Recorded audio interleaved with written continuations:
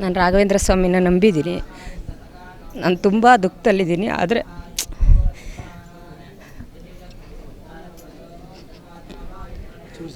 ದೇವ್ರನ್ನ ನಂಬಿದ್ರೆ ನನಗೆ ಒಳ್ಳೇದಾಗುತ್ತೆ ಅಂತ ನಂಬಿ ಬಂದಿದ್ದೀನಿ.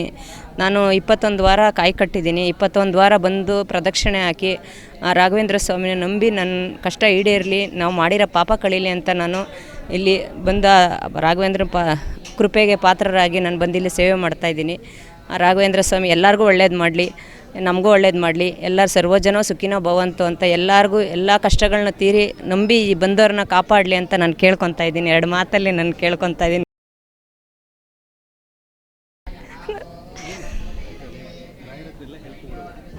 ಇಲ್ಲ, ನನ್ನ ರಾಯರ ಹತ್ರ ಎಲ್ಲ ಹೇಳ್ಕೊತಾ ಇದ್ದೀನಿ.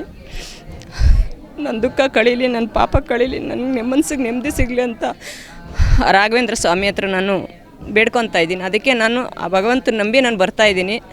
ನನ್ನ ಕಷ್ಟ ಈಡೇರಿಸ್ತಾರೆ ಆ ಸ್ವಾಮಿ ಅಂತ ನಾನು ನಂಬಿದ್ದೀನಿ. ರಾಯರಿದ್ದಾರೆ, ರಾಯರು ಇರೋದಕ್ಕೇ ನಾನು ಇಲ್ಲಿ ಗಂಟ ನನ್ನನ್ನು ಕರ್ಸ್ಕೊಂಡಿದ್ದಾರೆ. ನಾವು ಬಂದು ನಾನು ಮಾಡಲೇಬೇಕು ನಾನು ಅಂತ ನಾನು ಬಂದು ಸೇವೆ ಮಾಡ್ತಾಯಿದ್ದೀನಿ. ಆ ದೇವ್ರು ಎಲ್ಲರಿಗೂ ಒಳ್ಳೇದು ಮಾಡಲಿ, ನಮ್ಮನ್ನು ಕಾಪಾಡಲಿ ಅಂತ ನಾನು ಬೇಡ್ಕೊತಾ ಇದ್ದೀನಿ. ಎಲ್ಲರಿಗೂ ಒಳ್ಳೇದು ಮಾಡಲಿ. Thank you. ಚೆನ್ನಾಗಿ ಒಳ್ಳೇದು.